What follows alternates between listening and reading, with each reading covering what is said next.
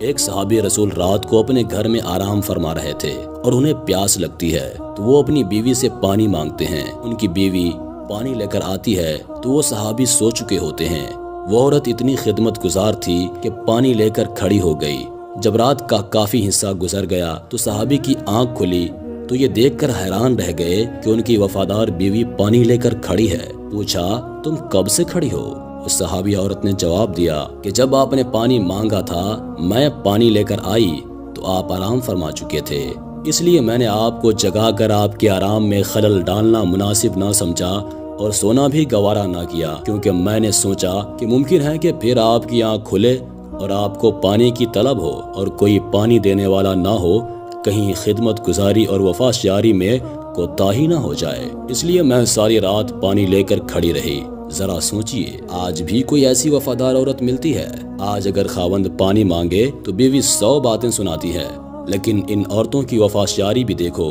جب اس عورت نے یہ کہا کہ میں ساری رات کھڑی رہی تو اس صحابی کی حیرت کی انتہا نہ رہی۔ وہ فوراً اٹھ کر بیٹھ گئے اور بہت خوش ہوئے اور اپنی بیوی سے کہنے لگے، تم نے خدمت کی انتہا کر دی ہے، اب میں تم سے اتنا خوش ہوں کہ آج تم مجھ سے جو مانگو گی میں دوں گا۔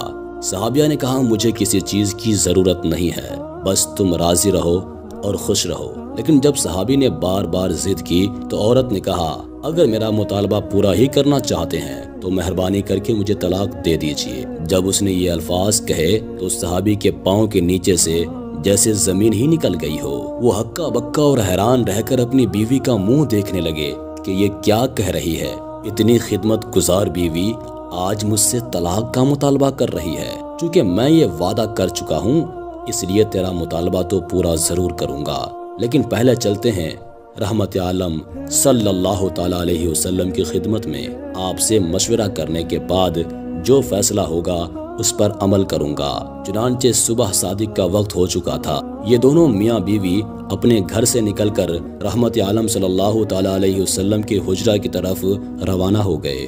راستے میں ایک گڑھے میں صحابی کا پاؤں پھسل گیا اور وہ گر گئے۔ بیوی نے ہاتھ پکڑ کر صحابی کو اٹھا لیا اور کہا کہ آپ کو چوٹ تو نہیں آئی؟ صحابی نے کہا، اور تو کچھ نہیں، البتہ پاؤں میں تکلیف ہے۔ صحابی عورت نے فرمایا، چلو واپس گھر چلتے ہیں۔ صحابی نے کہا، اب تو قریب آ چکے ہیں۔ صحابیہ کہنے لگیں، نہیں، واپس چلو۔ چنانچہ جب واپس گھر آئے تو صحابی نے پوچھا کہ مجھے تو سمجھ نہیں آئی کہ سارا ماجرا کیا ہے۔